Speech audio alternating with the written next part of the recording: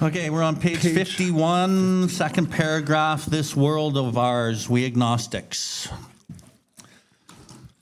This world of ours has made more material progress in the last century than in all the millenniums which went before. Just simply meaning growth, right? Technology. Almost everyone knows the reason. Students of ancient history tell us that the intellect of men in those days was equal to the best of today. Yet in ancient times, material progress was painfully slow. The spirit of modern scientific inquiry, research and invention was almost unknown. Meaning basically, inventions were slow to come. Now there are many people that invent things. We've got app makers and all sorts of stuff that are improving our lives. Just think of it. Skip the dishes and Uber Eats, right? Uber, I mean, we don't take cabs anymore. We can call and have a vehicle show up to exactly where we are and take us wherever we want to go, right? These simple examples of that growth in technology today. I mean, I was out at a staff Christmas party, and I was like, that star looks really bright. That's not is that the North Star? Like, what is that? And one of my assistant's husband pulled out this app.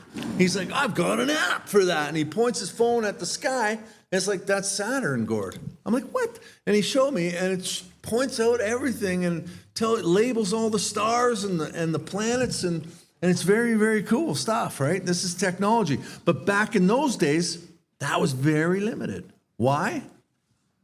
Well, there was limited resources, right? And as our resources grew, and as the intelligence grew, so did our technology. The spirit of modern scientific inquiry, I've already read that.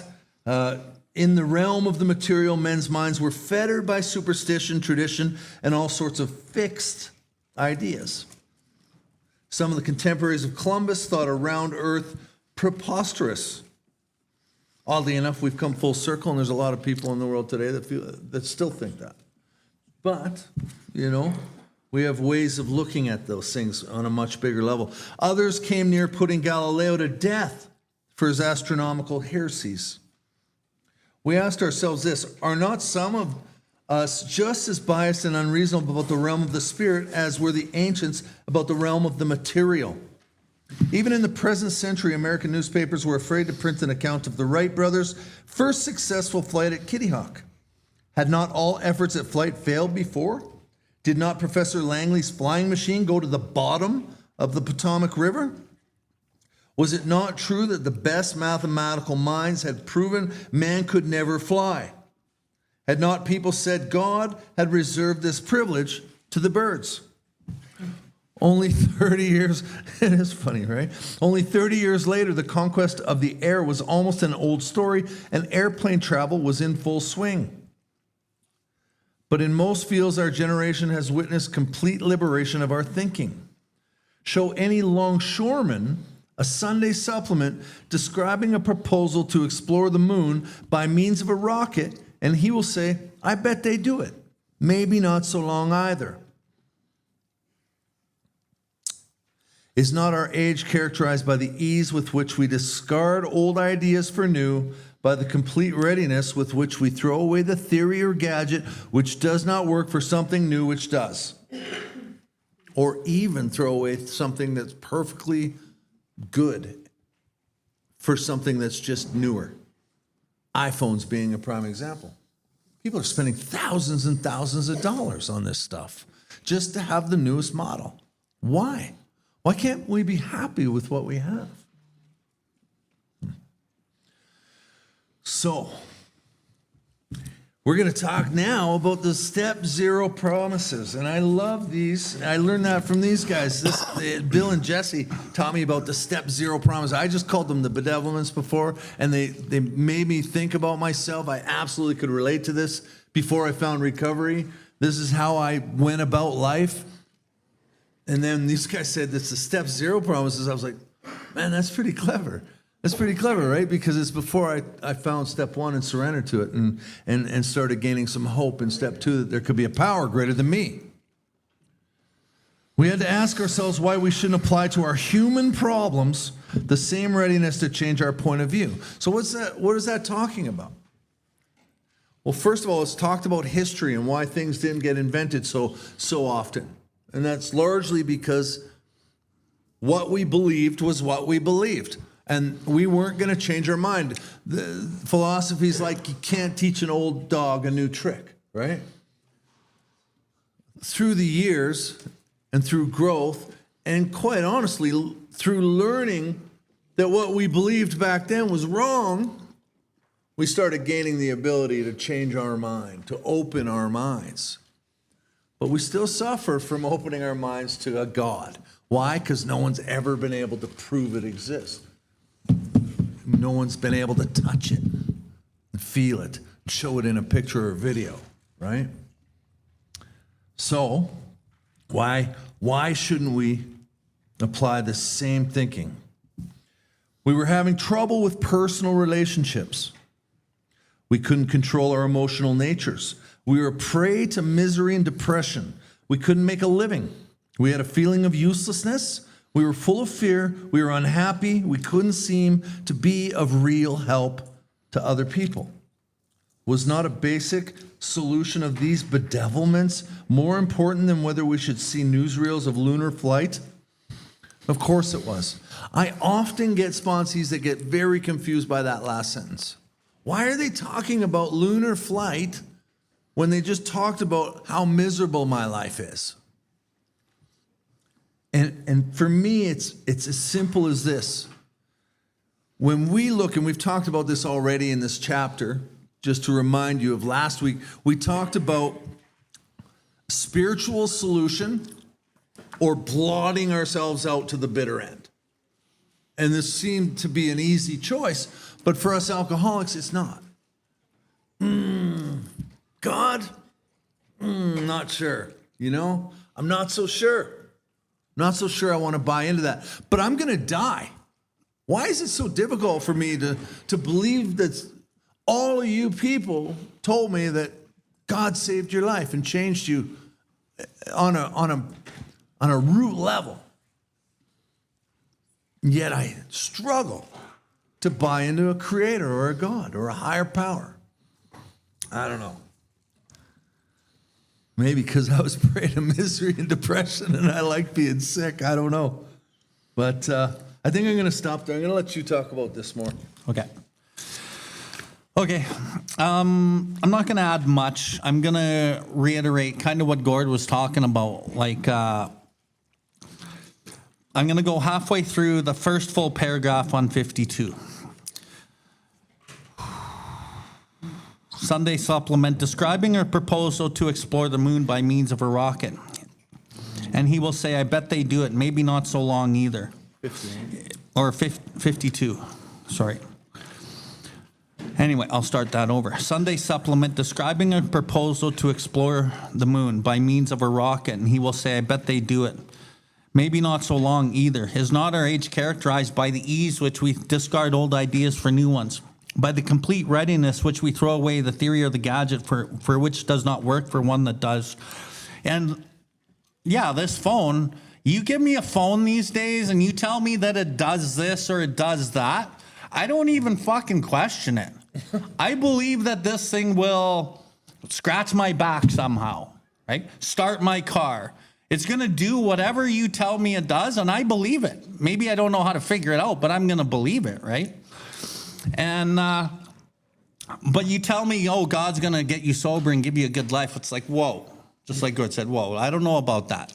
And like, it's like, why can't we believe something different?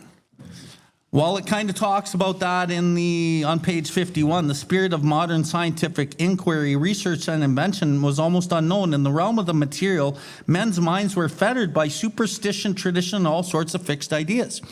What it's saying is people in those days had belief systems that they wouldn't unbelieve. They believed them. And one of them was some of the contemporaries thought Columbus around Earth preposterous. Like people were like, around Earth? You're a fucking idiot. Look at it. It's flat, man. Like look at this field and look at that water. That's flat. Earth isn't round. but he had this belief, right? And he was like a lone soldier in this belief. And same with Galileo, almost put to death for his astronomical heresies. Like, they're going to kill this guy because he believes something different than everybody else. And then the Wright brothers, right? Birds are the ones that fly. Man didn't get this from God. We don't fly. And what I love about the Wright brothers is they tried and they tried and they tried, but did not Professor Langley's flying machine go to the bottom of the Potomac River? Professor Langley was given millions of dollars by the U.S. government to build this machine. And in everybody's mind, he was supposed to build the machine that flew. The Wright brothers just had a bicycle shop. Nobody even knew who these guys were. But they're the ones that built this machine because they had a belief in themselves. So, only 30 years later, the conquest of air was almost an old story. Airplane travel was in full swing. Everyone forgot about that it wasn't supposed to happen. And that Langley was supposed to do it, but the Wright brothers did it. And then as we kind of get into the next paragraph of the things I just touched on, is our age not characterized by the ease which we discard old ideas for new? Okay, this is going to do something new. I throw out the old ideas and I believe whatever it is. Which we discard old ideas for new. By the complete readiness, which we throw away the old theory or gadget, which does not work for something new, which does. So we had to ask ourselves, why shouldn't we apply to our human problems the same readiness to change our point of view?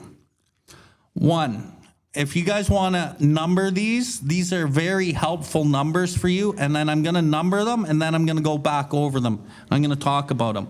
One, baby number one beside we were having trouble with personal relationships. There's 8 of them.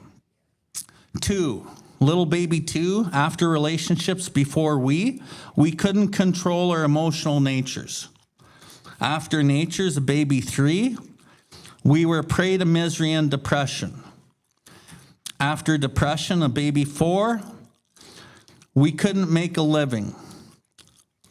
After living, a baby number 5, we had a feeling of uselessness.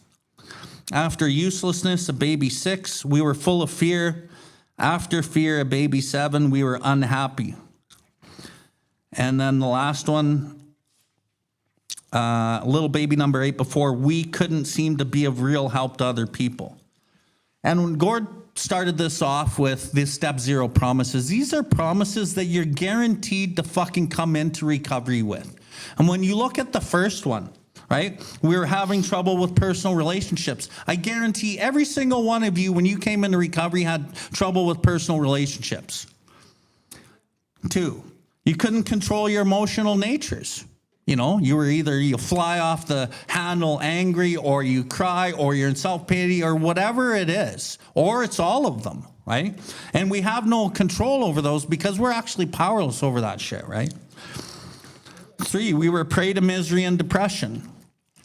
That's a big one. And when you look up the word prey, like P-R-E-Y, in the dictionary, it says an animal that stalks and hunts and kills another to eat. So that's what misery and depression does to us, is it stalks us and it tries to kill us. Anyone who dies in this program, a lot of us die through overdose, but a lot of us die through suicide or using overdose suicide, because we can't see the light, we can't see the hope. So that misery and depression stalks us and it will kill us, right?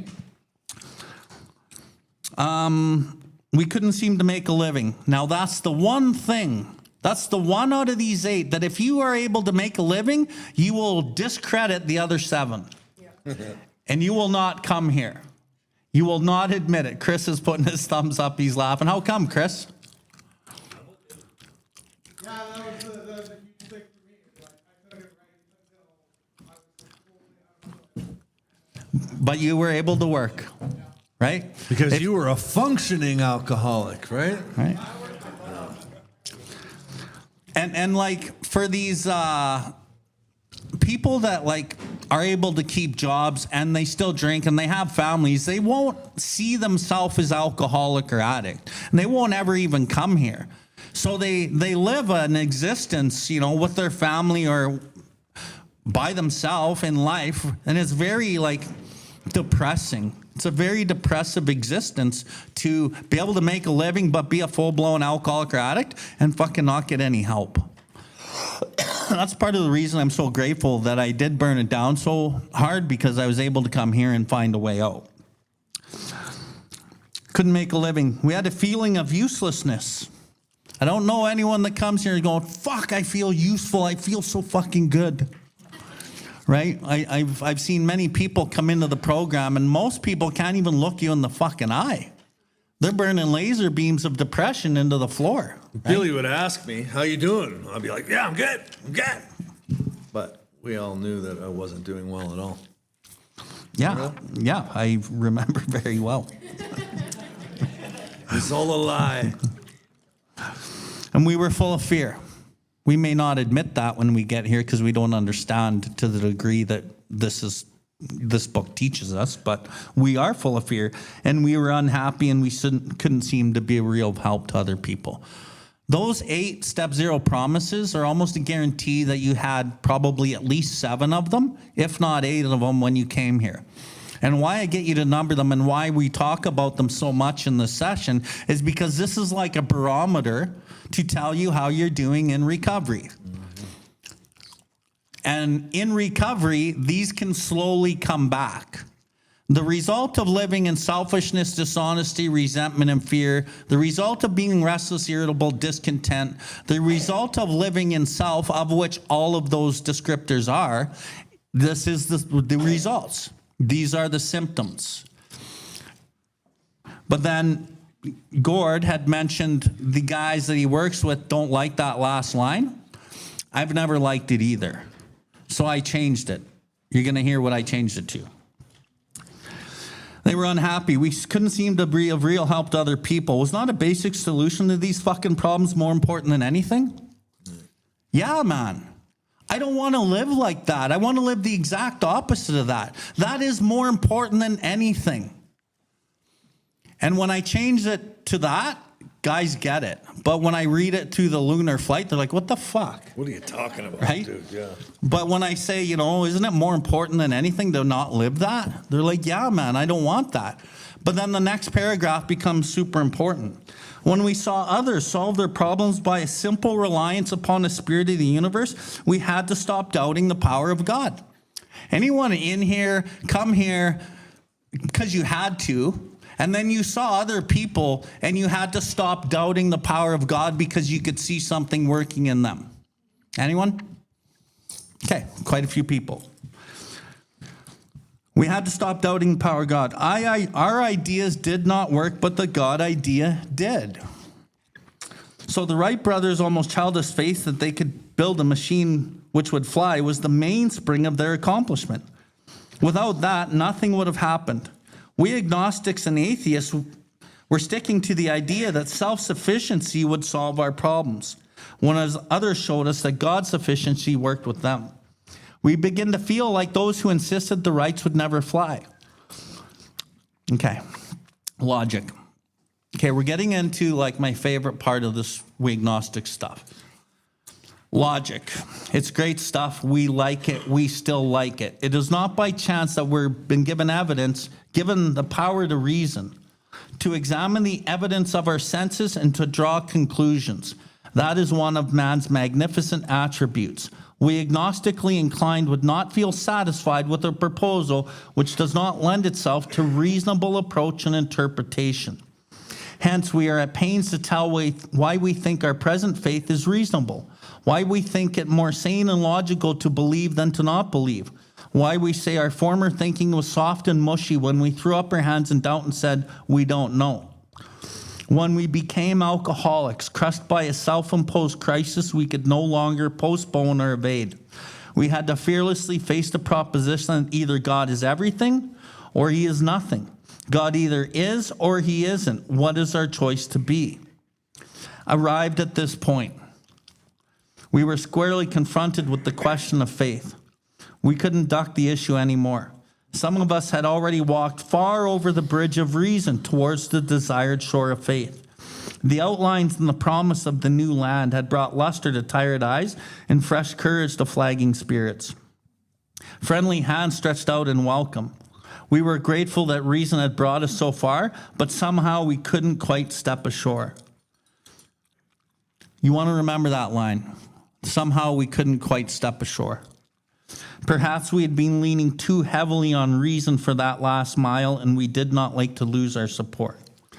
So logic, it's great stuff, okay? It is not by chance that we've been given the power to reason, to examine the evidence of our senses and to draw conclusions.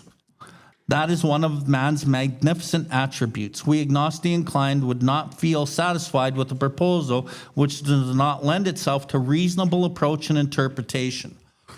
So when we look at our lives and we look at what logic is, okay, I go through life and I see things happening. Right? I come out of my mom's belly and I'm a little ball of love and everyone loves that little baby, right? They can't wait to like look at it and feel it. And babies have like a beautiful energy about them. But then as a baby, I kind of, at about, 6 or 8 months, I'm figuring out that if I cry, I can get this. And if I whine a certain way, I can get that. And I start learning how to manipulate my parents through crying or doing whatever it is that I'm doing. So now I'm starting to figure shit out logically. I'm using my reasonable approach and interpretation. I'm figuring this out. Wah, I get a bottle. I wah too much, I get a slap on the ass. Just kidding. But you start figuring shit out, right? And maybe they did get a smack on the ass, which is part of what they're building their belief system on. And then they start walking, they realize you can't touch that, it's hot. Oh, you can't do this, you get in trouble. You start figuring shit out, right? You're using reasonable approach and interpretation. You're examining the evidence of your senses. And then as you keep growing up, some of us go through abuse and then, that's part of the journey. And, we close up and this whole thing about growing up we use our 5 senses. Okay, we got the 5 senses. We got the eyes, the sight, the smell, the taste, the touch, and what's the other one? Hearing. And we examine all of these senses and we come up with something that we believe something is or that something isn't, depending on how we grew up as well, okay? So when we became alcoholics, finally, crushed by our own self-imposed crisis that we could no longer postpone or evade. Chris talked about being beaten to a point where he finally had to come here. We've all been crushed by our own self-imposed crisis of addiction to the point where we couldn't postpone or evade it anymore. And we tried postponing and evading it in every different way, right? We're going to try it on our own. I'm going to try this. I'm going to try that. I'm going to, moderate how I'm taking drugs or alcohol, or I'm going to, not tell my family, but I'm going to do it on the side only on weekends or whatever it is, right? I'm going to postpone and evade this until it fucking crushes me. And being the real alcoholic or addict, it will crush you eventually, right? So we had to fearlessly face the proposition that either God is everything or he's nothing. He either is or he isn't. What is our choice to be? So we come here, I'll use myself as an example. I'm like, well, I don't really believe this God thing's for me, but I didn't have any other fucking choices. So when my sponsor took me through this, and I'm just like, well, I don't really believe God is everything. And I don't really know if he's nothing, but I don't really believe this shit. But I didn't have another option because I postponed and evaded, and I couldn't find the path to stay sober. So I was finally crushed, and I just said, yeah, I'll say that God is everything, even though I didn't believe it. But what I want to highlight out of this stuff is we all know, hopefully we know, and if you don't know, you're going to know after I speak off about it, that it's character defects that represent the instincts gone astray. That is the primary cause of our destructive drinking and our failure at life. Unless we are willing to work hard at the elimination of the worst of these defects, both sobriety and peace of mind will elude us. That all the faulty foundation of life has to be torn out and built upon a new bedrock. My defects of character are the broken parts of me as I grew up that are trying to protect me from being hurt again, right? And a lot of this stuff is also societal stuff. So you grow up in the world and you go to school and they say, get a good job, do this, do these things, and this is how life is. Well, who said life is like go to grade 1 to grade 12, go to university, go and do these things so that you can buy a nice house, have a white picket fence, and get a wife and a kid? And who said that? Everybody. So what do I believe? I believe that. So what do? Bah, bah. I'm a sheep and I do what everyone tells me to do. And all along that way, part of that way, I don't really fucking know who I am. Because I live up to everyone else's belief. But I don't really even know that. But that's part of what can make us really sick too, right? So as we look at our defects and why we do things, and a huge part of this illness that we have is the disease for validation. We need to be validated, and that starts as a kid too. You know, oh, good, Johnny, you did a great job. Mary, you sucked. Like you did a shitty job, right? We're always trying to get validation in school. You know, oh, the people with 80 and 90%, you guys can go over here and you guys can get out early, but you guys with 50 and 60s, you got to stay here and work harder. And like, I always wanted to be smarter and, you know, get more out of school, but I just couldn't do it, right? But they have a belief system of what curriculum they teach you and how they teach it to you, and it doesn't really fit every human, but it's the way that it is. So then I feel dumb. I feel guilt. I feel shame. And so what do? I start cheating, or I manipulate, or then I act out in a different way to get some different kind of validation because I'm getting trained that I need validation, right? Or I'm cheating, but I know that cheating's wrong, but I do it anyway because I want to be part of the group, right? So I dishonor myself by cheating, and then I'm part of the group. So I'm just cementing these validations, and my ego's getting built as I'm growing up, and that's making me sick, right? So as we kind of go through recovery and we come here and finally we burn it down, and we stay here long enough to learn that this is about defective character and looking at who and what we are. And we may not like who and what we are, but it's necessity to grow into something new, but you got to see who you are first. And as we look at these defects, and a lot of people here in their first year recovery, and learning about self and learning about your defects is not always easy because it goes against the grain of what you fucking already learned to protect yourself. So as you try to reveal these things and talk about them, you might not want to because you don't really want to give it up, right? But eventually, a sober life and living a spiritual path, you will have to give it up. And what will happen is down the road, these defects are your self-imposed crisis, and they will start crushing you. And you can postpone and evade all you want with, like, if it's women or if it's men or if it's pornography or it's gambling or it's anger. You can postpone and evade it all you want, but at a certain point, these things will crush you and you will have to look at them. And then we get to the next line. Arrived at this point. At what point? Arrived at what point? That I'm crushed. And I finally fucking get to this point because I really wasn't willing to give God my sex conduct. I really wasn't willing to give God like my career. I wasn't really willing to give God how I manipulate my family and still kind of bullshit things. I'm not really willing to give. I'm sober. It's all I came here for. So I'm not really willing to. But as you get older and you stay sober longer, you have to deal with these things, or I say deal with the shit, or the shit will fucking deal with you. Whatever it is for you. So arrived at this point, when it crushes you, you're squarely confronted with the question of faith. You're finally willing to give that up. Finally. It's been 4 years of it beating the shit out of you. You've had sex with so many women, and you start realizing that you're still alone and that you're always putting yourself in these positions and you don't want this life anymore. Or you go from relationship to relationship to relationship and it's just not working. And it's like, fuck, man. And I can see through the pattern of my inventory and the work that I've done that I just keep doing the same fucking things. That's the importance of inventory. Without inventory, you don't see the things. And because we have the ability to rationalize and justify the most errant nonsense and not see it, and we can't see self from self because we're in it, it's really important to do inventory and have our pillars and have people to call us out. So we're squarely confronted with the question of faith. Finally, I'm like, okay, I'm going to fucking give this to you, God. We couldn't duck the issue anymore. You couldn't postpone or evade it anymore. Some of us had already walked far over the bridge of reason.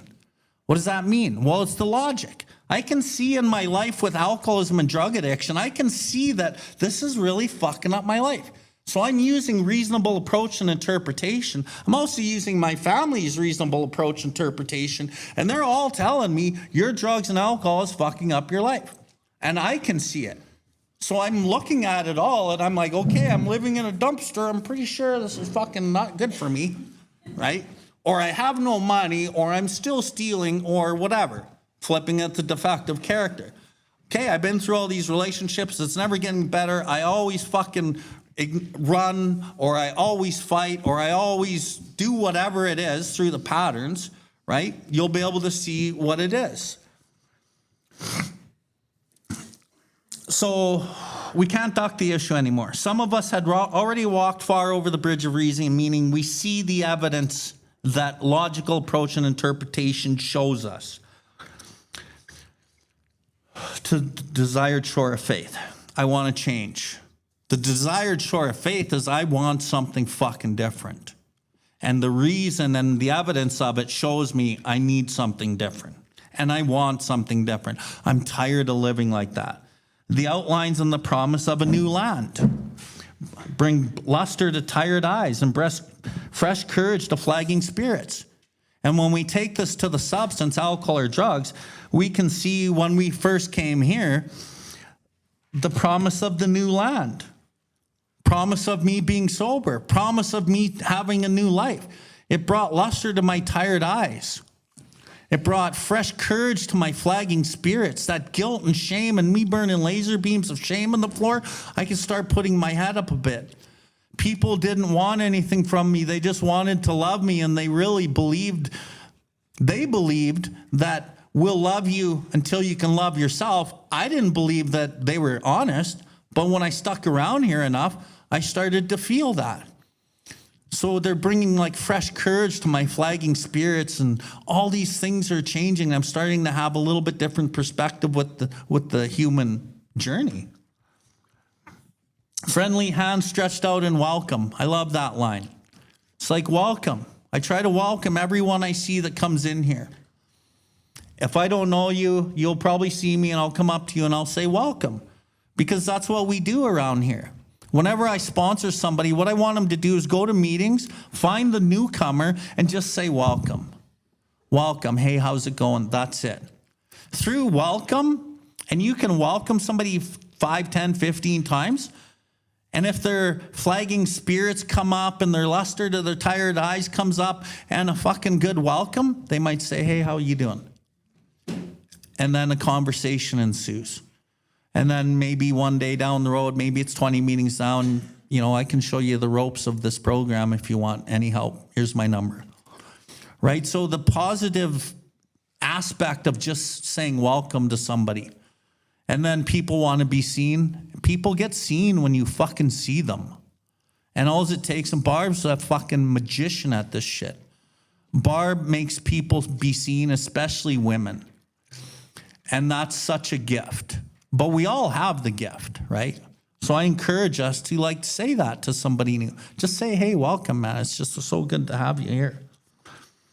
We were grateful that reason had brought us so far. But somehow we couldn't quite step ashore. That's a huge line when it comes to turning your will and your life over to the care of God. It comes up later in this chapter. Perhaps we had been leaning too heavily on reason or fear or the old idea or the protection of the ego for that last bit, that last mile. And I didn't want to lose the support because that fear's been my crutch. That person in my family that co-signs my shit has always been my crutch, and it's really scary to leave them. That person in my life that's in that relationship who doesn't serve me anymore, I can't let them go because there's something secure about that relationship. But it's really the opposite. There's no security in it because it's based on the defective character. And the hard part is letting that go because you go somewhere where you don't know. And going somewhere we don't know is fucking very scary. But that's where we should go. Because that's where the adventure is. And when you get really good at learning how to turn your will and your life over, then life's just a fucking adventure every morning. But then it can creep back in. So we got to be diligent and vigilant about how we fucking run our programs and the disciplines that we do. Because alcoholism is very cunning and it comes back and it looks different. So that's where I think I'll stop. And I know I beaked off for a long time, but Gord? I love it when he beaks off. How about you guys? Yeah, it's pretty good, right?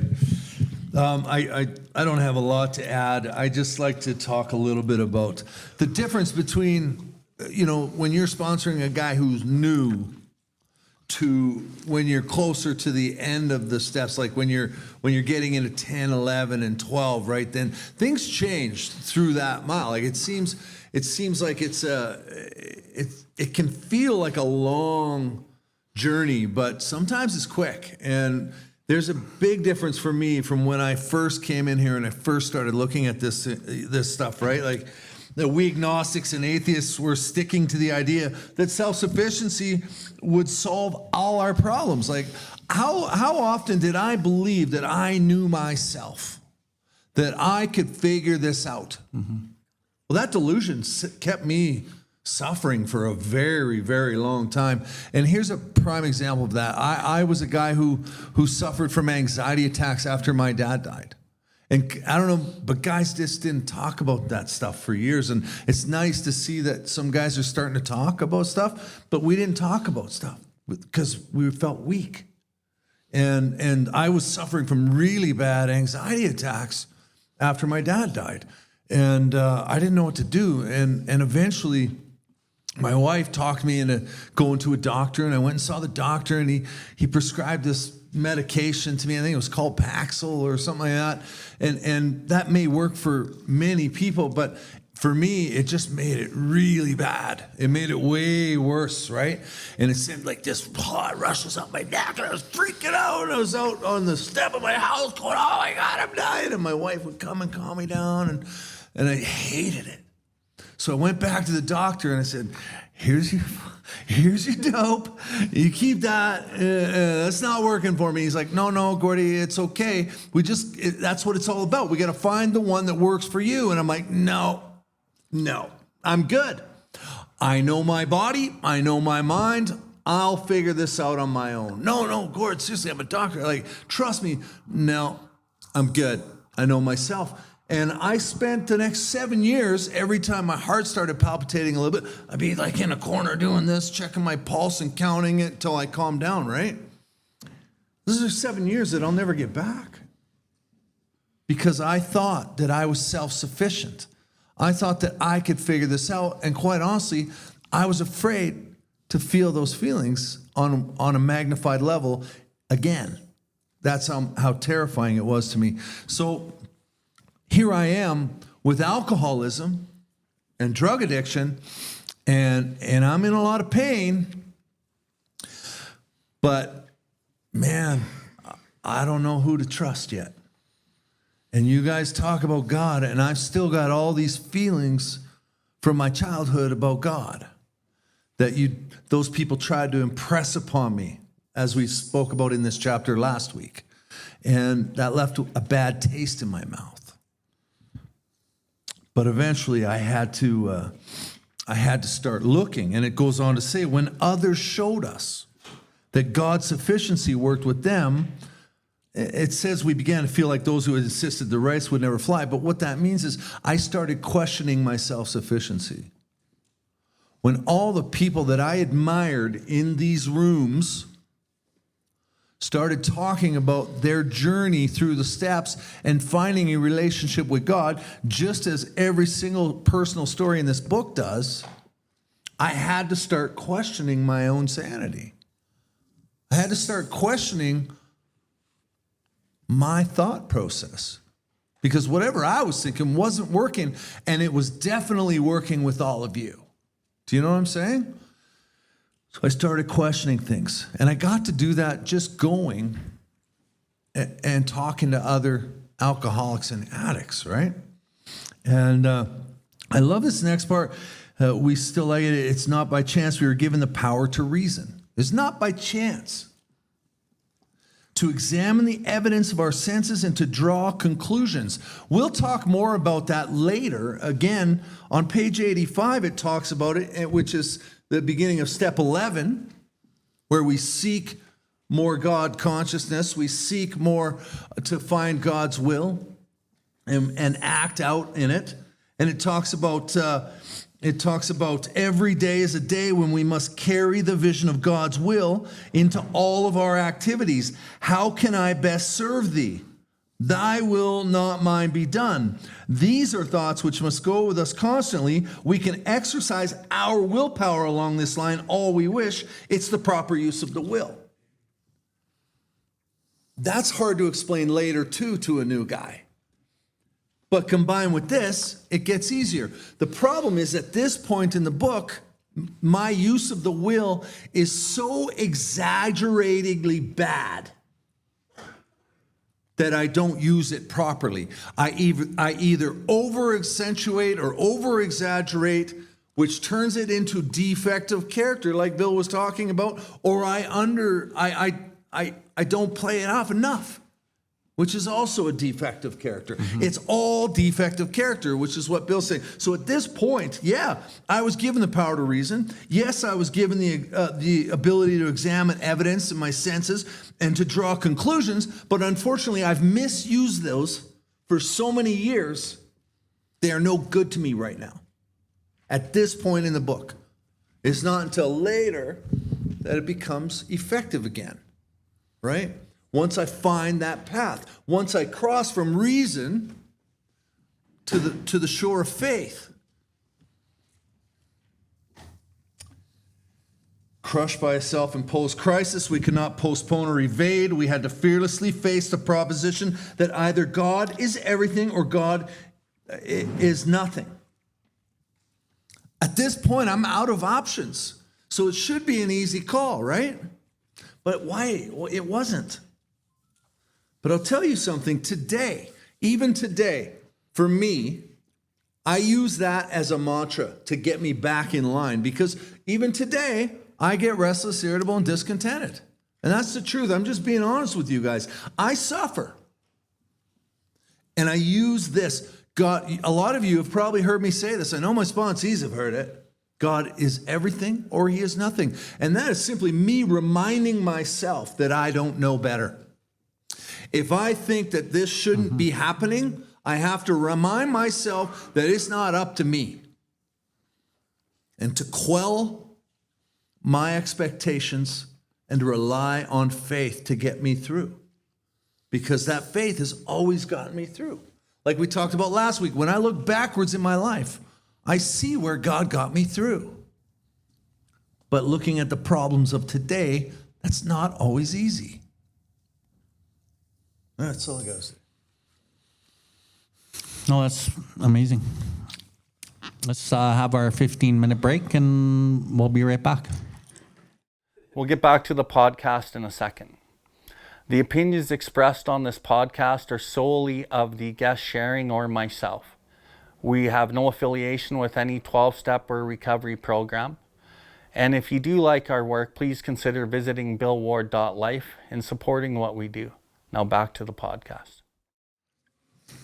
Okay. All right, bottom of 53, right? That was natural, but let us think a little more closely. Without knowing it, had we not been brought to where we stood by a certain kind of faith? For did we not believe in our own reasoning? Did we not have confidence in our ability to think? What was that but a sort of faith? Yes, we had been faithful, abjectly faithful to the God of reason. What is the God of reason, everyone? Does anyone know?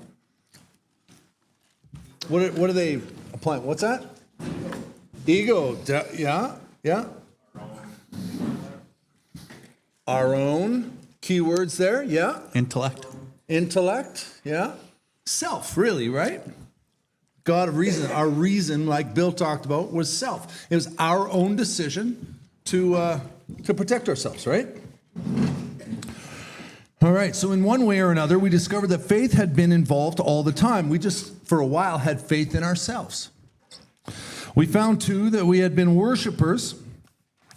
What a state of mental goosebumps that used to bring on. Had we not variously worshiped people, sentiment, things, money, and ourselves? And then with a better motive, had we not worshipfully beheld the sunset, the sea, or a flower? Who of us had not loved something or somebody? How much did these feelings, these loves, these worships have to do with pure reason? Little or nothing, we saw at last. Were not these things the tissue out of which our lives were constructed? Did not these feelings, after all, determine the course of our existence? It was impossible to say we had no capacity for faith or love or worship. In one form or another, we had been living by faith and little else. Imagine life without faith.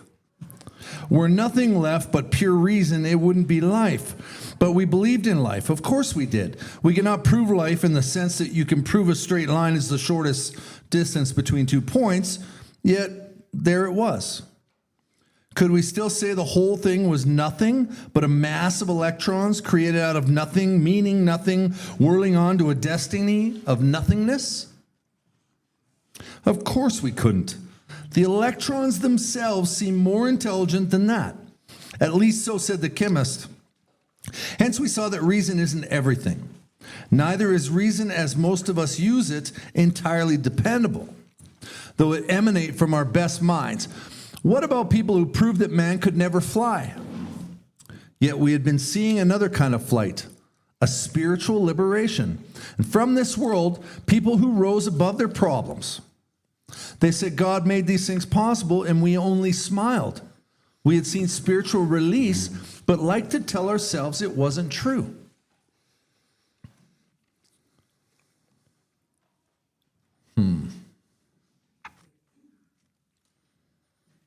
Actually, we were fooling ourselves, for deep down in every man, woman, and child is the fundamental idea of God. It may be obscured by calamity, by pomp, by worship of other things, but in some form or other, it is there. For faith in a power greater than ourselves and miraculous, awesome, demonstrations of that power in human lives are facts as old as man himself. We finally saw that faith in some kind of God was a part of our makeup, just as much as the feelings we have for a friend. Sometimes we had to search fearlessly, but he was there. He was as much a fact as we were. We found the great reality deep down within us. In the last analysis, it is only there that he may be found. And it was so with us. We can only clear the ground a bit. If our testimony helps sweep away prejudice, enables you to think honestly, encourages you to search diligently within yourself, then, if you wish, you can join us on the broad highway. With this attitude, you cannot fail. The consciousness of your belief is sure to come to you. So there's a lot of information in what we just read, and sorry I paused, but I didn't think that was the right place to stop, and I had to read ahead just to make sure that was a terrible place to stop, and I'm glad we stopped where we did. A lot of this is, to me, I kind of skip over very quickly on the left page with the seer, the flower, and all determine the course of our existence. It was impossible. We had no capacity for faith or love or worship in one form or another. We had been living by faith and little else. Imagine life without faith, where nothing left but pure reason. It wouldn't be life. I jumped through that very quickly, and I simplify it for anyone that I'm talking to about this stuff. Basically, for me, it's this. I relied on myself for many, many years, and that ended up failing. But I had faith. I had faith that things would be okay. I always had faith that things would be okay. I misthought that it was my way of doing things that would make it okay. But I had faith in that. So there was faith. It also talks about the sunsets and the flowers and the beauty. Have you ever just sat and seen a sunset and said to yourself, holy shit, that's incredibly beautiful? How does that happen? That's not natural. That's not something worldly, right? Like, that's something special. I know I have. Show of hands. Has anyone just sat there and kind of been in awe and wondered how that happened? Yeah? Yeah, me too. You guys too, eh? Yeah, right on. Sorry. There's faith in that. We just don't understand it. I have faith every day that there's going to be another beautiful sunset. I just don't know how it happens. But a lot of that for me, and I know Bill probably have more to say on it, but I like to simplify that part. Where it really gets into the meat of it for me is when it says, actually, we were fooling ourselves, for deep down in every man, woman, and child is the fundamental idea of God. Where? Deep down within myself? You mean that this faith, this God that I've been searching for my whole life was deep down within me? I had faith that he wasn't going to bite you. Was deep down within me the whole time. I could stop looking. Maybe. It's obscured, though, by calamity. Calamity, what's that? Problems, right? All sorts of some stresses, the worldly stresses, and living in the alley. I was just talking to a guy living in an old person's backyard in a tent and getting, the cops to come and wake me in the morning and tell me to move on, right? Calamity. By pomp. Huh. How do you like my new watch? It's pretty cool, right? I'm pretty cool, right? I got money, right? I'm awesome. Pomp, ego, worship of other things. What are things that you guys worshiped? Anybody? The universe. Okay. Your spouse you worshiped, yeah. Work was another one, yeah. Pussy. Hey, I worshiped that for years. Probably poorly, but I sure worshiped it a lot. Just be a smart ass. Yeah. Your trauma. Your trauma. Your money. I worship money. I know you did at one point too. You built $1 million company. So we have to be similar. You worshiped having money, right? We all worship things. But in some form or another, that worship is there, right? For faith in a power greater than ourselves and miraculous demonstrations of that power in human lives are facts as old as man himself. So we've all also seen miracles. We've seen children walk that were crippled. We've heard stories of that. We've seen the mountains. We've seen things that we can't explain, but seem godly, right? Yeah, another show of hands. And people, has anyone here felt like they've witnessed a miracle? Right on. There's a bunch online, bunch here in person. That's pretty cool. It's been going on forever, and people have been talking about it forever. I didn't necessarily believe any of you at first, but we finally saw that faith in some kind of God was a part of our makeup. So I'm starting, as I listen to you guys, as I'm getting the wreckage away from myself, as I'm clearing my soul a bit, through hard work and these steps and a caring enough sponsor that had patience with me, because when I was doing this for the first time, I was a mess. And thank God I had a loving human being that came to me and said, it's going to be okay. I'll love you until you can love yourself. And started clearing away the calamity, the pomp, the worship of things that didn't matter. And I started focusing on a little bit of hope. And things started becoming clearer that I needed a higher power to beat this thing, that I couldn't do it. God started becoming everything. because nothing didn't work for me. And I love this next line. Sometimes we had to search fearlessly, but he was there. He was as much a fact as we were. We found the great reality deep down within us.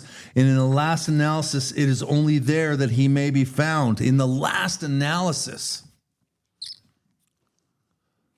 in that time that I was finally ready to surrender, the last analysis, that final thought that I've got to figure something out, and whatever I'm trying to figure out is not working. I have to become willing to accept that there was a spiritual solution. And in that last analysis, and as it says later in the book, once we ask, once we become willing, amazing things start to happen at once. And that was so with us, it says, but I can tell you that that was so with me. The minute I surrendered to my powerlessness, my complete and utter powerlessness and insanity, and I committed to trying to learn about God,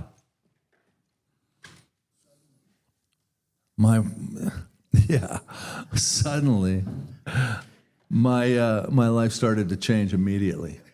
Immediately. We can only clear the ground a bit if our testimony helps. So if I tell you about this, if it helps, sweep away some of your prejudice, then I'll keep telling these stories. I'll keep sharing my experience with my sponsees. Because if that helps you know that I was once you, and I was able to sweep that away and find something so beautiful that it has changed who I am completely, then maybe you could buy into it too. But here, I'm going to tell you, it doesn't have to be mine. It can be whatever you need to be. It can be whatever you feel like you need to believe right now, but just try and believe in something. Because I want to see you succeed. And that's why it becomes a broad highway. It becomes this wide highway that we all get to walk on. It is not limited to Christians. It is not limited to indigenous spirituality. It is not limited to Buddhism. It is not limited to spirits and universal energy. It's not limited to anything. You believe in what you need to believe in to get you through today. And we can work with that. And so can God. With this attitude, you cannot fail. I'll look you each in the eye and tell you right now, that's a promise. That is a promise. That's a step 2 promise. If you decide that there could be a higher power that could save your life, you cannot fail. The consciousness of your belief is sure to come to you. I'll let you go. Okay, that's a good stretch. I'm going to reiterate a couple things. Give a little bit of my own interpretation on some of Gord's. 54, first full paragraph where Gord started reading. We found too we'd been worshippers. What a state of mental goose flesh this used to bring on. Had we not variously worshipped people, sentiment, things, money, and ourselves.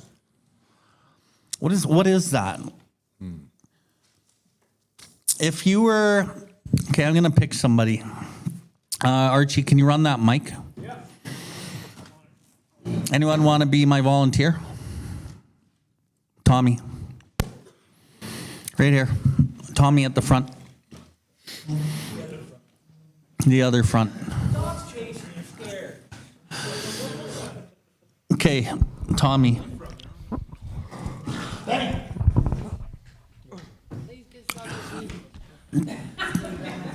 Tell me, Tommy,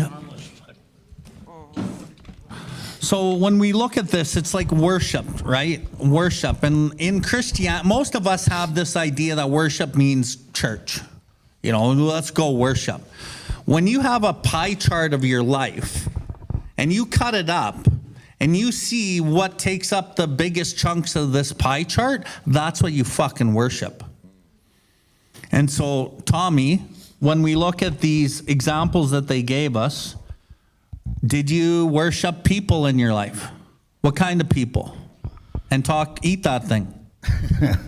Yeah, maybe at times, you know, your sports heroes or your, you know, people you look up to and believe in, right?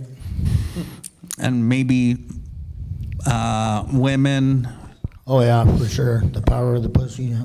Right? Guys that had a lot of money, right? Guys Right. driving nice cars. Yeah. Maybe other drug dealers that you looked up to. Right.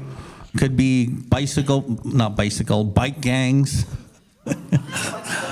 Gangs. BMX gangs. Yeah. Okay. Big wheels. Big wheels and Okay. How about things? What kind of things did you worship? Big wheels. big wheels, monster trucks. I don't know, motorbikes. Things. Lots of things. Things, yeah. Money. Sure. Yeah.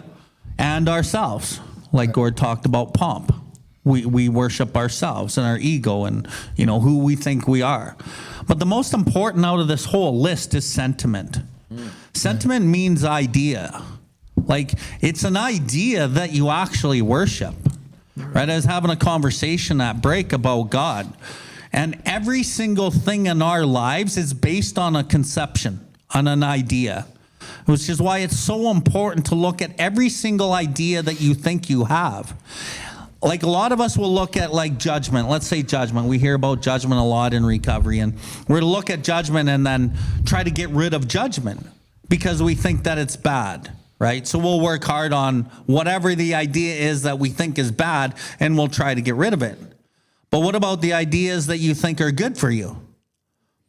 Like having a job where you make this much money and you're here from this time to this time, but it eats your soul. But you have to go to that job, and you've never thought that, oh, fuck, maybe this is actually hurting me, right? So I think it's really important that we look at all belief systems that run our life and really analyze what we think is good and what we think is bad. Because if we're trying to remove the blocks in our lives so we can get closer to Creator and clear this channel, but we only think of the ones that we think are bad, but then there's a whole gamut of them that we think are good for us, but they may be blocking us also.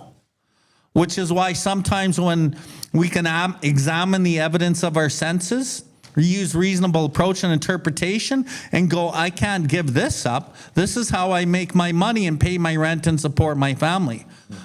But it's eating me alive. And I hate going to work.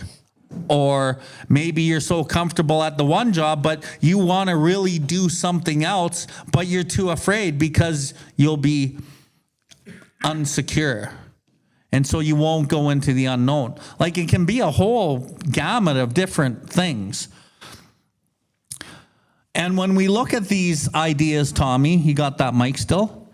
Where do you think that you conceptualize these examples that we just read? Where do they come from? Like, in your body, if you're at a point like where they originate, where do they originate?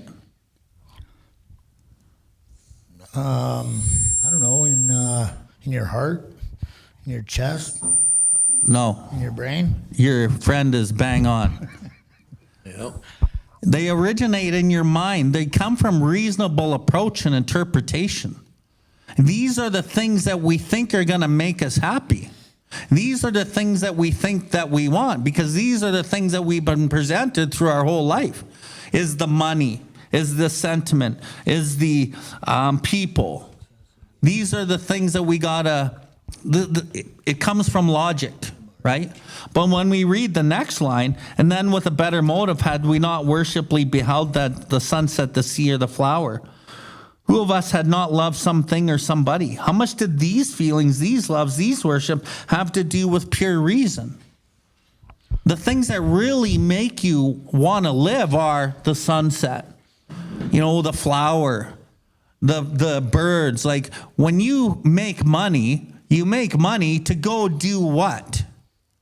Spend time with your family. We want to go camping. We want to go to Mexico and why do we want to go to Mexico? Because grandfather sun is there shining at 30 degrees on us. Because we can see, Mother Ocean right there at our fingertips and that sand and like all of these things. We're doing it because of something that we don't even really think about. It comes from your heart.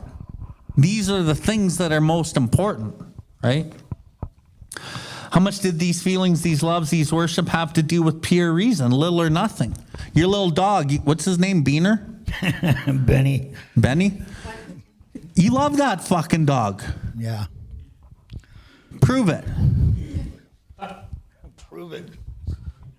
Well, I got him here. That's for one reason. But how do you prove that you love that dog? You can't. You can't prove it. We can use reasonable approach and interpretation to see that when somebody loves something, and they'll do these things, but to actually prove love, good luck.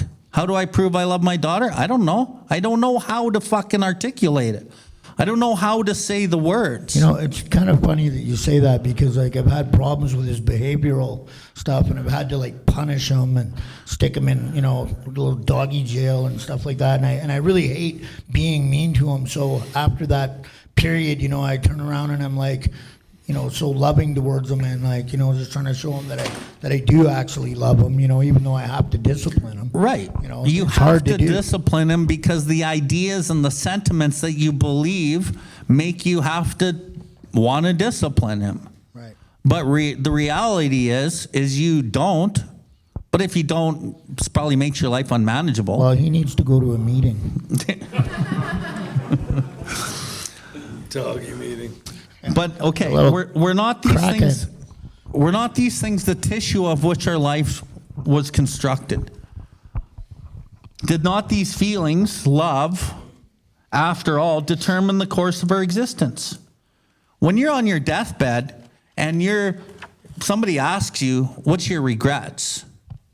The biggest regret is I didn't spend time with my family, or I wasn't, nice, or I didn't treat people better. And when you look at I can tell you from sponsoring and from being in this area of life, when somebody hits about 50, 60, 70, and they haven't lived a very good life where they were loving, they were resentful, and they were mean, and they were unkind, somewhere around 50 to 70, the guilt comes up and they start doing things for their family, and they may never say I love you, but they'll say I love you by giving you things or doing things or acting differently because they don't know how to act. But the human nature of us wants to be kind and loving, and that guilt and shame at some point will fuck with you. And that's why it's so important to learn how to run this program so that the shit that's going to come up in your life, you learn how to deal with it with Creator so it doesn't deal with you. And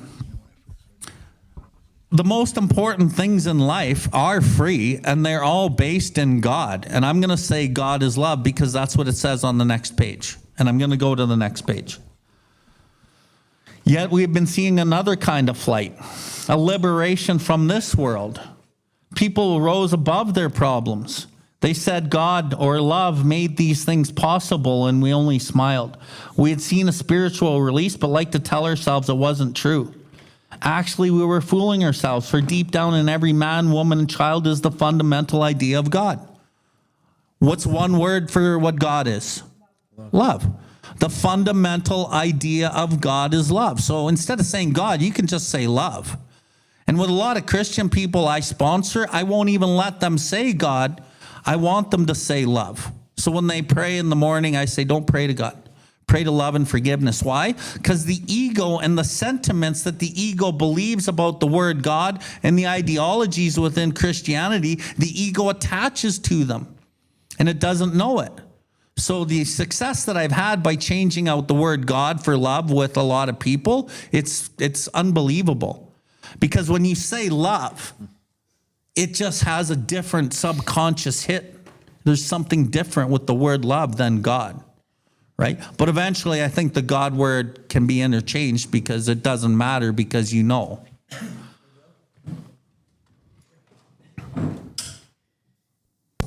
Yeah. Something that I was, like when I was in search of the God thing and I'm trying to figure out purpose, one of the things is like, what is success? Is the admiration of a child. Like that. I don't know what that God thing, right? Yeah.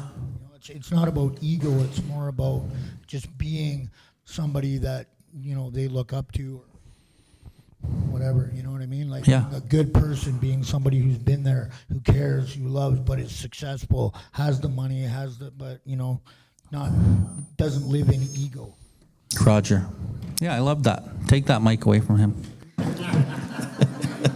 Just kidding, Tommy. I love you.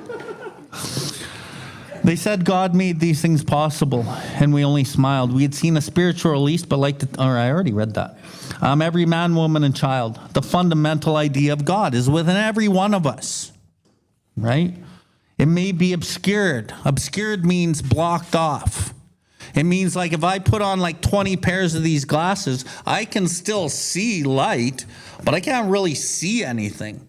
It's like obscured. So it's like all people who are like struggling, like even us in addiction, we may not be able to see the light really, but we can kind of see the light still.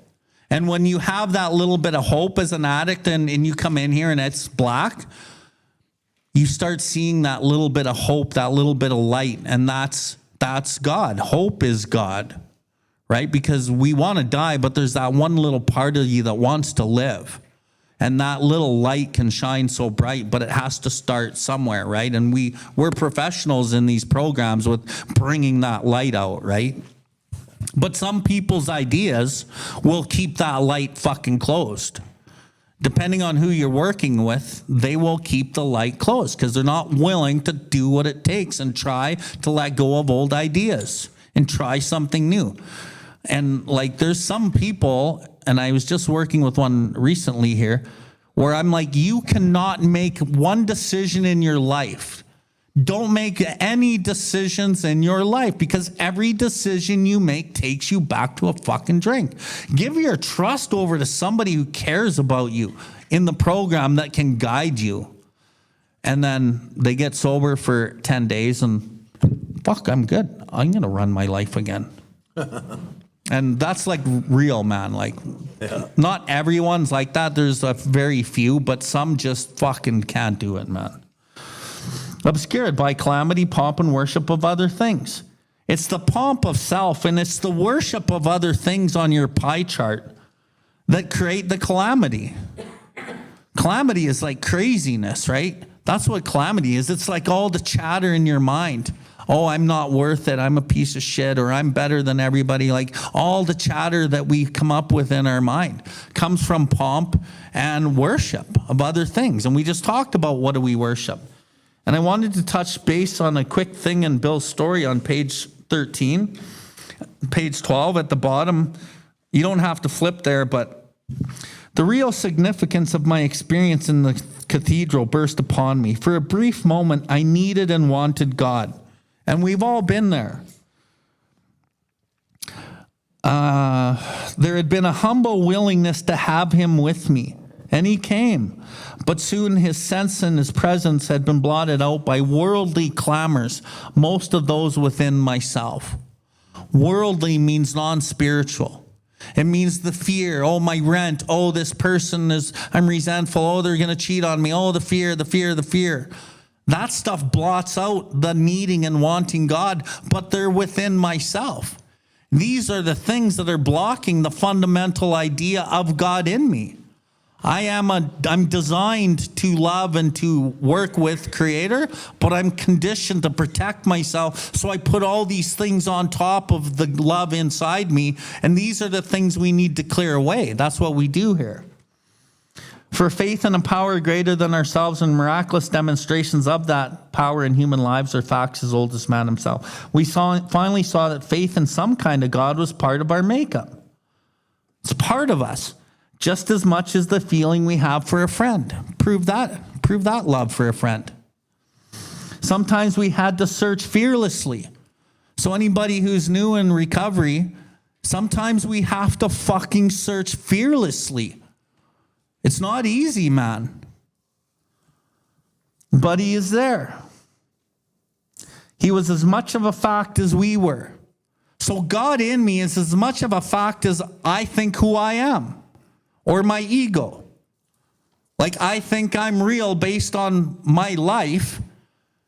And you can't say that I don't believe that, but he is as much of a fact as I believe that.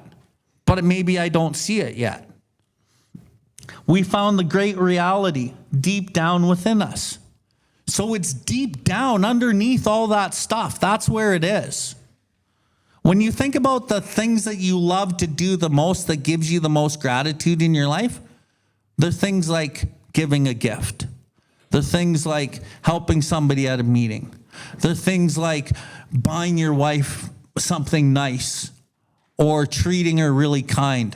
Like, that's our nature. That's what makes us feel the best. And when we think about what makes us feel the worst, it comes from pride, comes from hurt, and comes from ego. And I might say, fuck you, I hate you, and think I feel good about it. But when you peel back the layers, you never do. And even though you might go to your friend and say, hey, I told this guy, fuck you, I hate you because of this. And they say, yeah, I agree. I would have done the same thing. Why?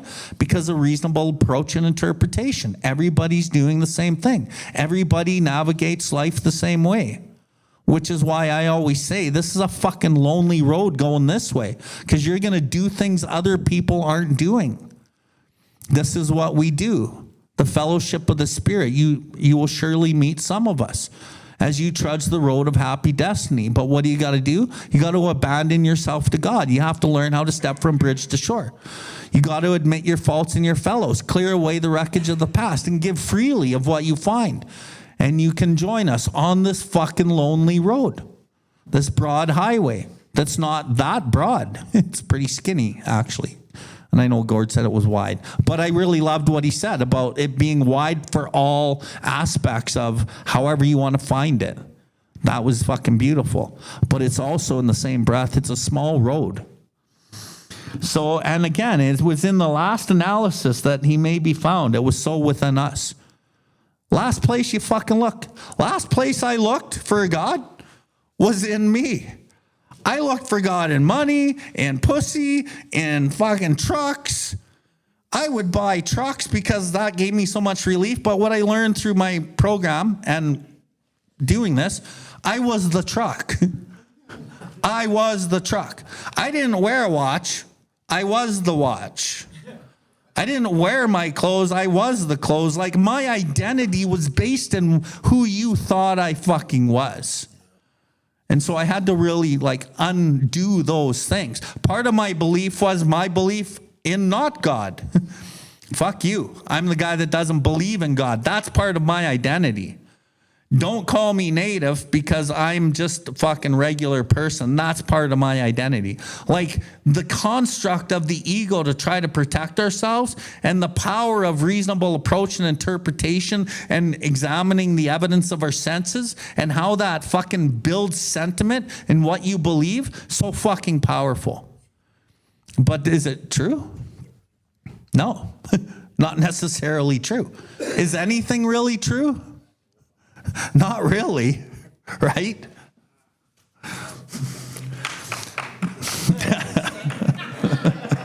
Christian, fuck yeah. And it was in the last analysis. It's the last place you'll ever look, man, is within yourself. That he may be found. It was so within us, and we look everywhere. We're so lucky to be here, because so many people out there are looking somewhere else. I'm so grateful to be an addict alcoholic because I have an ability to do what this just said. Whereas normal people are stuck in the sentiments and their ideas. The world of the material, let's say the matrix, we have the ability to tap into something here. If we can only clear the ground a bit. Okay, what time we got? 8:53. Okay, good. Okay, anyone know anything about drilling rigs? Okay, Burn. So we live in Alberta, okay? there's oil here and drilling rigs and all the oil and gas that we do here. When they put up a drilling rig, they have to go out into the bush or into the fields, and they have to like clear the ground, okay? So they use big bulldozers. I'm not asking them anything. They got to use big bulldozers and shit, and they clear a lease. They call it a lease. It's a big square, so they scrape all the topsoil off, and they berm it all up, and then they build a road in with the bulldozer, and they expose the mineral soil, and then they put gravel down, and so they can get these rigs in there, and then they set them up with the big tanks, and these things are pretty big.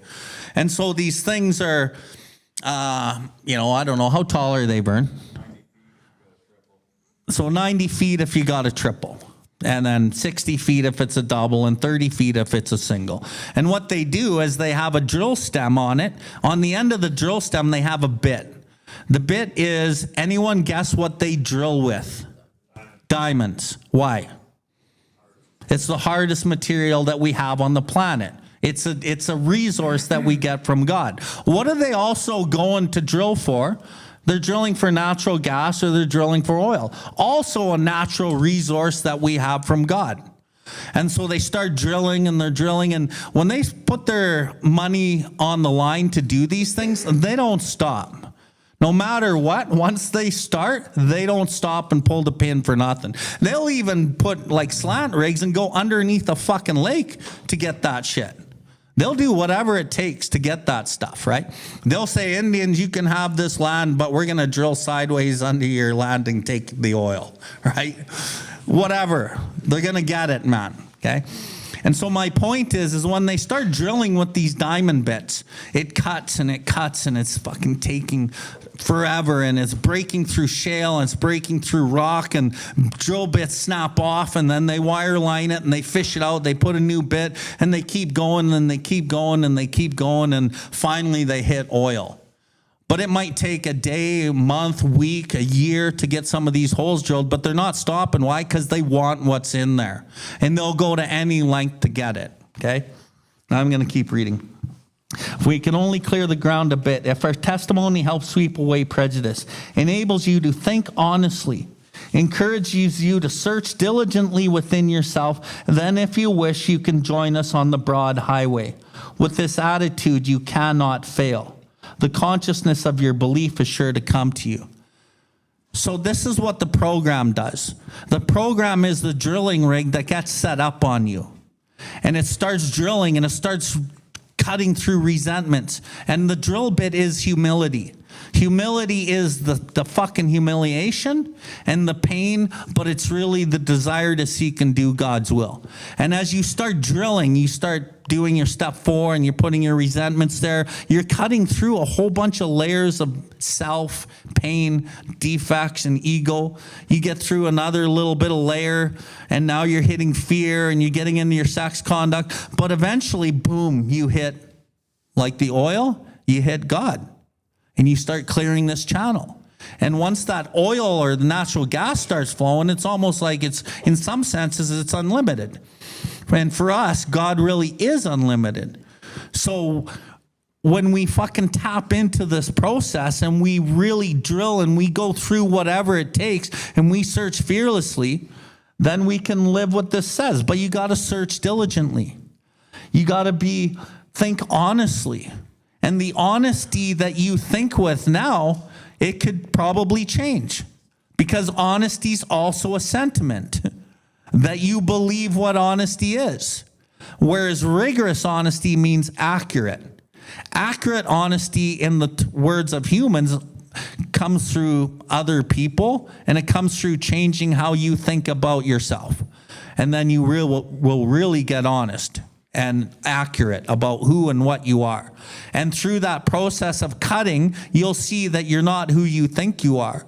And as you cut through these layers, you'll see that you don't like who you are, or you don't like that idea, or why do I have this idea? And then the humiliation and the pain comes. Part of the pain is trying to change the idea, because it's been cemented so long in you.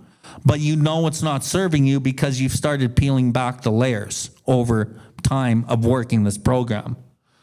But if you can think honestly, And if you can search diligently means like you keep going constantly, diligent. Then if you wish, you can join us on the broad highway, the God highway, the fellowship of the Spirit. With this attitude, what's the attitude? The attitude will become God. The attitude will become love. This is a step 10 piece. With this attitude of God, you cannot fucking fail. The consciousness, that little mustard seed of belief that you started with in this program, that is sure to come to you. It will fucking come. This is a step 10 piece. And I'll bring that up when we do step 10. Now I'm going to keep going to finish this chapter off. In this book, you will read the experience of a man who thought he was an atheist, Bill W., who wrote this book.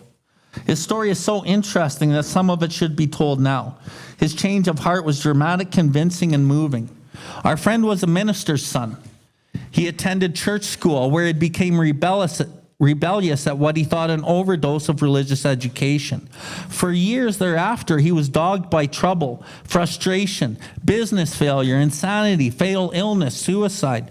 These calamities in his immediate family embittered and depressed him. Post-war disillusionment, ever more serious alcoholism, impending mental and physical collapse brought him to the point of self-destruction. Sounds like step 0 promises.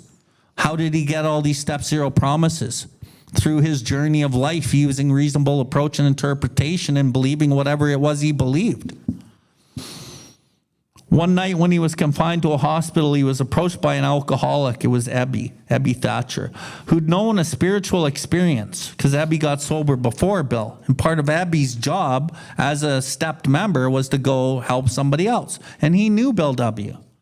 So he came to see Bill at the hospital. Our friend's gorge rose when he bitterly cried out, "If there is a God, he certainly hasn't done anything for me," Bill cries. But later, alone in his room, he asked himself this question: is it possible that all the religious people I've known are wrong? While pondering this answer, he felt as though he had lived in hell. Then, like a thunderbolt, the great thought came. It crowded out all else. Who are you to say there's no God? This man recounts, really important now. This man recounts, he tumbled out of bed to his knees. In a few seconds, he was overwhelmed by the conviction of the presence of God. It poured over and through him with the certainty and majesty of a great tide of flood. The barriers, the beliefs, the judgments, the resentments he had built through the years were swept away. He stood in the presence of infinite power and love. He had stepped from bridge to shore. For the first time, he lived in conscious companionship with his Creator. So what happened to Bill W. in one moment was he had a spiritual awakening. He had the profound lightning bolt version of what we talk about the spiritual awakening. So he learned how to turn his will and his life over to God just like that. That can happen. People that have near-death experiences, they change. Right? But Bill W. had turned his will and his life over to the care of God in one fucking second. That's how it worked for Bill W. Doesn't work like that for us, most of us. Thus, our friend's cornerstone was fixed in place. Remember last session I said underline, circle, cornerstone? So Bill W.'s cornerstone, when he turned his will and his life over, the idea, do I believe in God or am I even willing to believe in God? Upon this simple cornerstone, a wonderfully effective spiritual structure could be built. Well, with Bill W., because he turned it over in one shot, click, was fucking built. Most of us grow into it more slowly, one moment at a time, one circumstance at a time. That's how we click it in. And sometimes we have to learn how to step from bridge to shore by repeated humiliations of that fucking defect that we're not willing to give up. But eventually we get crushed by our own self-imposed crisis and we have to give it up. And we finally arrived at this point, we will turn it over to God. Eventually.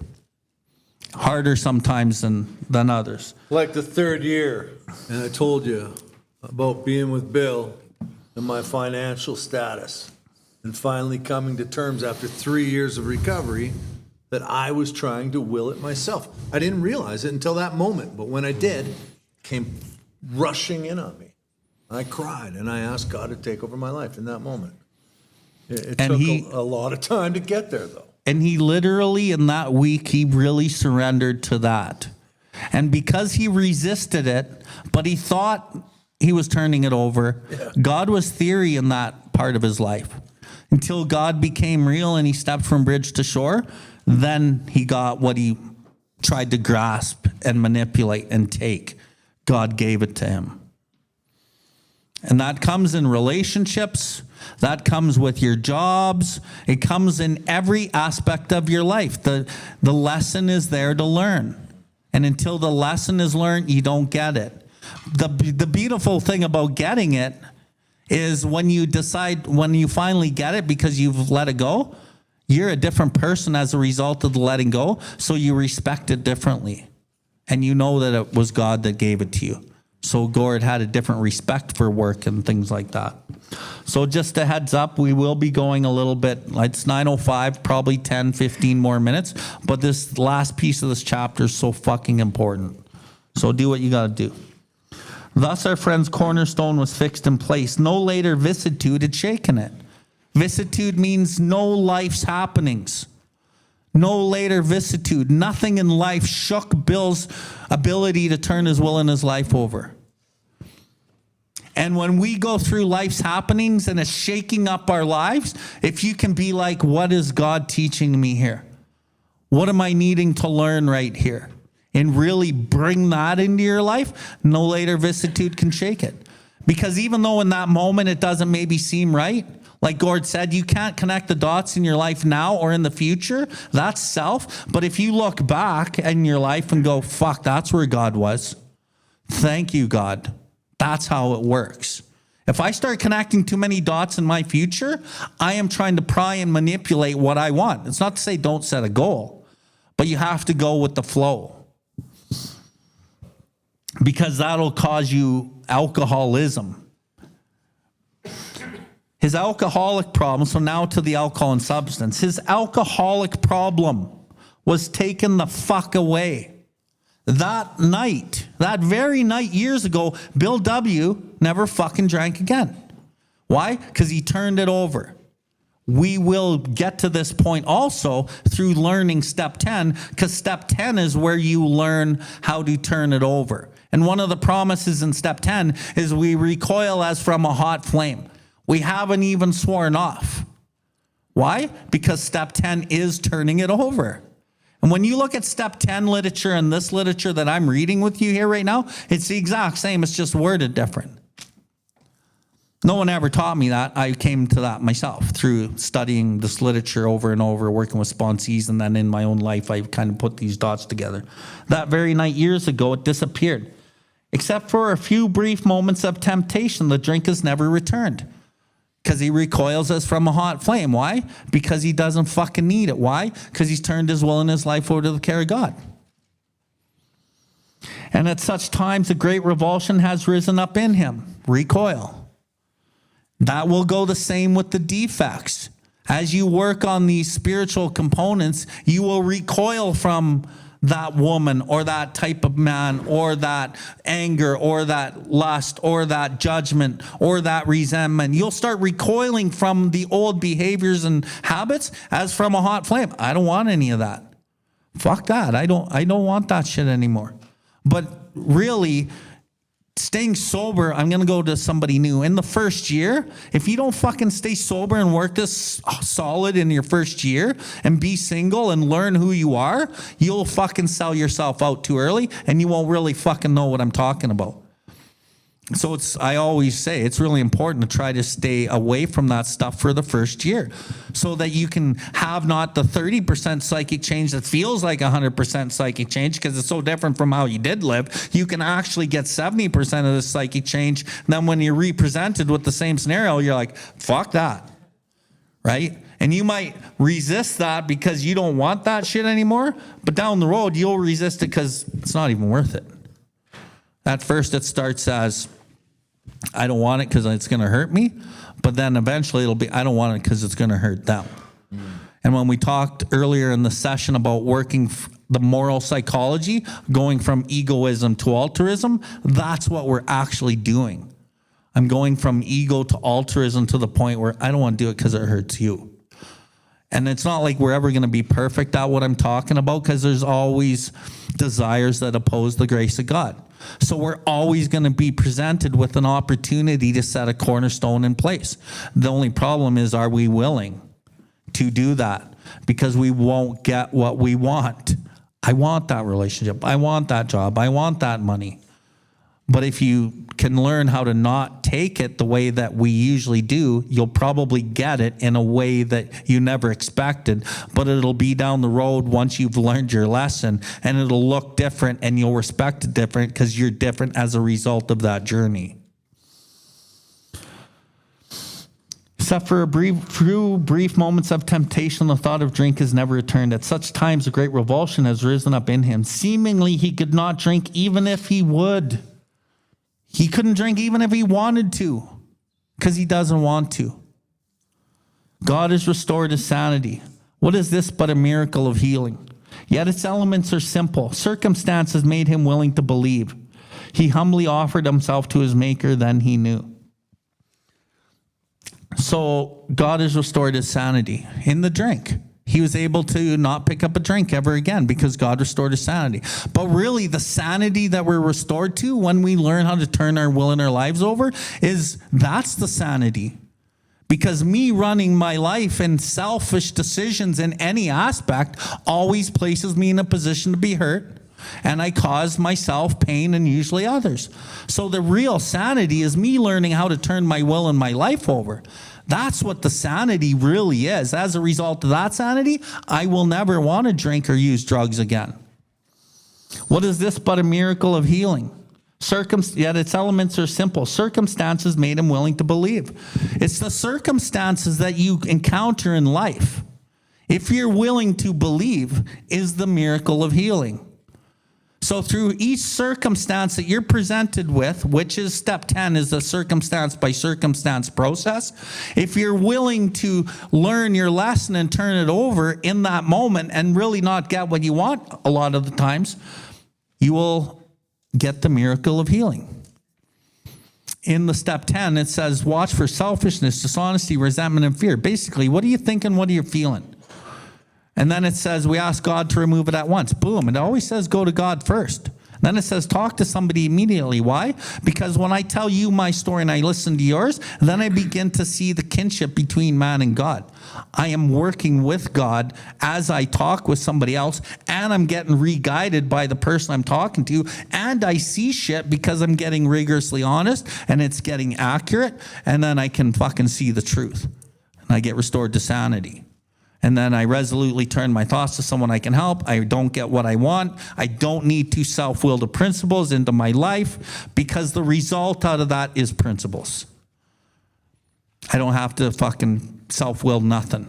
I just have to identify my will, follow the process. The results are kindness. The results are perseverance. The results are love. The results are, and a lot of times it's love for myself, man. I fucking find love for myself through these processes. Which is a pretty beautiful place to be, right? So back to what Bill was saying about step 10, we're placed in a position of neutrality, safe and protected. 100%. And we could read all of that step 10 right now. It would fit all of it. We cease fighting anything or anyone, even alcohol. We cease fighting ourselves. And if we ain't fighting ourselves through learning how to turn it over, we won't fight each other. Through not fighting ourselves or each other, we don't fight alcohol. We don't need to, because we're okay. When I'm not fighting, I feel safe. I feel love. And what is love? It's God. Yeah. And I'll finish with this. He humbly offered himself to his maker. You've heard me say in the study, step 7 is surrender, man. Step 7 is surrender. With my studying of this literature. And when you look at the step 3 prayer to the step 7 prayer, there's no comparison. The step 7 prayer says, I'm fucking going to do your will, God. I'm there. Through the processes, you get to the surrender. This is a step 7 line right here out of the original manuscript. Humbly on my knees, holding nothing back, offered myself to my Maker. And what that is really saying is, I know that I'm okay and God's got me in the palm of his hand, as Gord would say. God's got my back and I don't need to struggle because I know I'm going to be okay. So I humbly on my knees, holding nothing back, offer myself to my Maker. Then Bill W. knew what? He knew he was fucking okay, man. Because nothing could shake what God was going to do for him. Even so, God has restored us all to our right minds. To this man, the revelation was sudden. Boom. Big spiritual awakening. Some of us, most of us, grow into it more slowly. The educational variety, the step variety. But he has come to all who have honestly sought him. We got to seek him. We sought God. And when we drew near to him, he disclosed himself to us. Drawing near to him is removing the things that aren't him out of the way, and he reveals himself. And what happens as God reveals himself, we reveal our true selves to ourselves, and we can walk authentically in this life now. We don't need to justify nothing.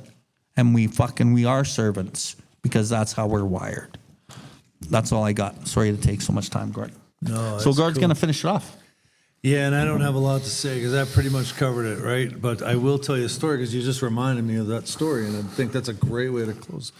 Because God is love, right? And I used to, in my early days, I would get really upset and I would call people because that's what you told me to do. And I did it because, you know what, I was going to die if I didn't. And so I call this friend of mine, Dan C.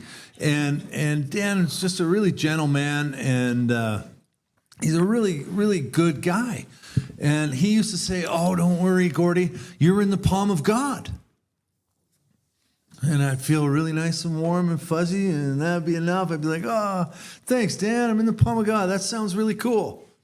I had no idea what he meant by it. It just felt good that someone was saying something nice to me like that, to be honest. Okay?